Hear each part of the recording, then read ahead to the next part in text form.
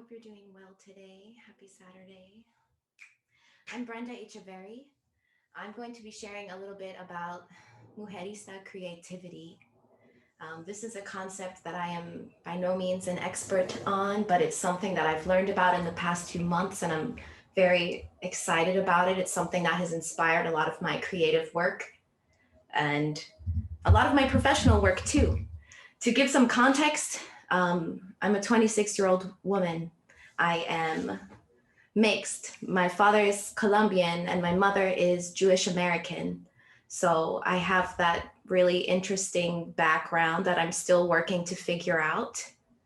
I am a graduate student in Massachusetts. I'm calling from Dorchester, specifically in Boston, where I'm studying expressive arts therapy, which is a mix of all of the art forms. Because I couldn't choose, I like to dabble a little bit in everything. And I really think that the creative arts can be used to really transform, to heal, and to build confidence. Throughout this presentation, I've included a little bit of all different art forms. By the way, this image that you see here is by Tamara Adams. You're welcome to check out her website. She sells some really beautiful prints that are based on Mujerista theory. I wanted to open by offering an invitation to sing with me. This is a group called Beautiful Chorus, and this song that I heard sing through my voice is so beautiful, and it has really inspired me quite a bit. It relaxes me, and I notice I just go for walks and I end up kind of singing this mantra to myself. So I'll sing it through a few times. You're welcome to unmute yourself and sing with me once you get a hang of the melody, or if you prefer to just listen and be chill, you can do that too. It goes like this. Sing through my voice, play through my hands, let the way be open. Sing through my voice, play through my hands, let the way be open. You're welcome to join. Sing through my voice, play through my hands, let the way be open. Sing through my voice, play through my hands, let the way be open. Let's do one more.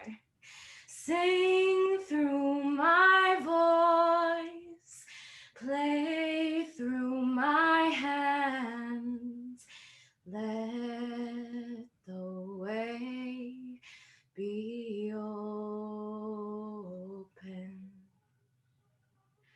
I encourage you to look up and listen to this song. It's so beautiful, and it's a nice way to connect with you all. Thank you for joining me. Let the way be open as we continue through this event and through our lives. So let me tell you a little bit about Mujerismo, which is in Spanish and Espanol, womanism. And to be very clear, womanism is different from feminism. Feminism is a term that represents kind of the first waves of feminist thought that really represents white, wealthy, cisgendered women, and how over time it has evolved to include intersectionality and the influence of sociocultural, sociopolitical status on a person's identity and the way they see the world. Womanism, or a womanist, is based on Alice Walker's 1983 definition, at least what I included here, a Black feminist or feminist of color who's committed to survival, and wholeness of entire people, both male and female. Again, to be clear, feminism is human rights. It's not just women's rights. It's not saying that one is subordinate and one is in power. It is equality and equity as an ideal, I suppose. Mujerismo considers justice, social action, and love as inseparable. They are intertwined, they are braided together. And mujeristas embark on a psycho-spiritual journey. They focus on alternative forms of knowledge and engage in oppositional strategies to survive, resist, decolonize, and optimize personal and collective development and transformation.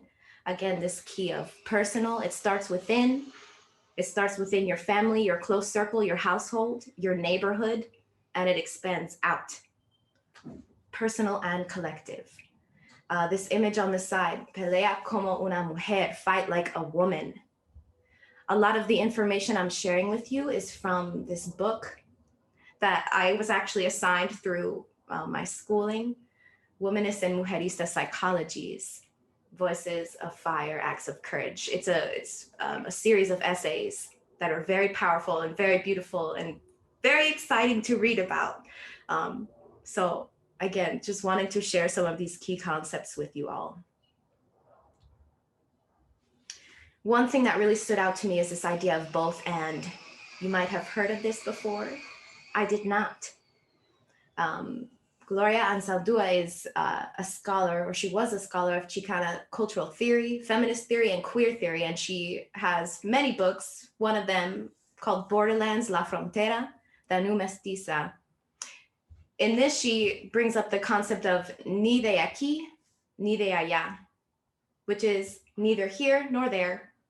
It's kind of this idea of transition, continuous transition and fluidity in our beinghood, essentially. Complexity and discomfort ultimately foster resilience and growth. And you might have heard of kind of like your stretch zone. There's no growth in the comfort zone. You need to stretch a little bit and challenge yourself.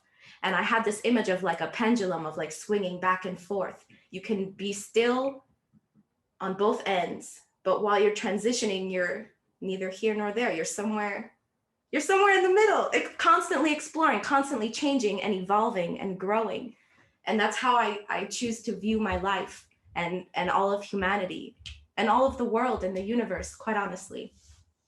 The both and perspective validates and accepts multiple realities. So this idea that there is no one universal truth with a capital T, there are multiple truths and multiple realities. It embraces contradiction while simultaneously rejecting dichotomy and binaries.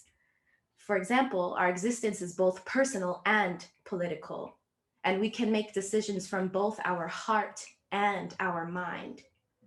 I am both Jewish and Colombian. And that's kind of really been, this concept has helped me to understand my experience and where I want to go and to how I can accept myself as I am. There's always this, we kind of discussed this earlier in our lesson about storytelling, of this idea of logic versus emotion. We are both and, always. So incorporating art into this, we are all creators. I mean, the act of survival is creation. That's what I think. That's what I believe. Mujeristas consider all of creation in the connectedness of people to each other and the earth, including the island, continents or large islands, and the role and depth of the ocean in connecting, dividing, and constantly reshaping all of existence. This fluidity of boundaries among life, spirit, and creation. This idea of being reborn. And also this idea that anyone can create art. We are all artists in our own right. The person who's a chef and creates meals is an artist. A person who's a construction worker and builds homes and builds architecture, creates architecture, is an artist. A person who teaches and finds different ways to explain concepts is an artist. We are all artists.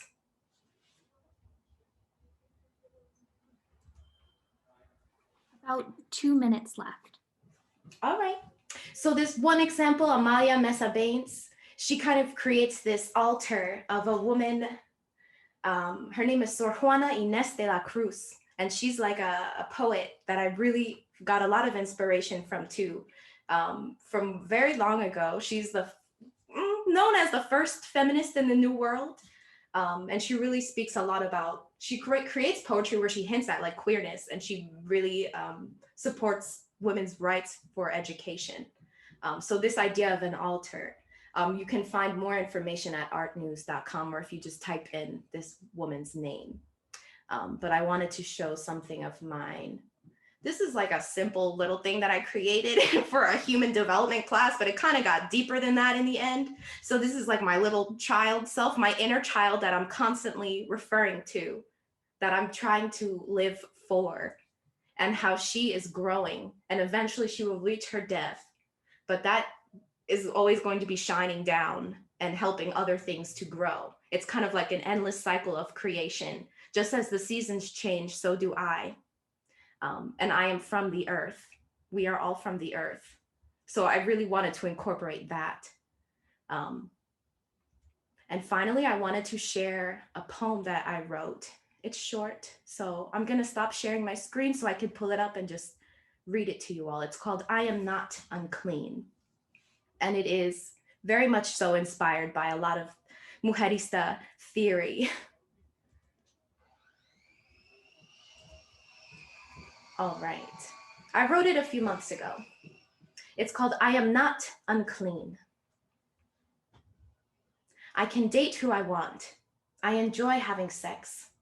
You call me a whore, but it's your late night text. I reject your words that were meant to demean, because I know that I am not unclean. I've been cheated on, and I've been unfaithful. Felt all the emotions that came with betrayal. Saw with eyes that glowed envious green, but even still, I am not unclean. I've bled each month since I was 13, yet you say the sight of my blood is too obscene, so I pay a fortune for feminine hygiene. And even as I bleed, I am not unclean. I'm in love with this body of mine, and yes, I will post self-portraits online. I want to be heard and I want to be seen. I'll say it again, I am not unclean.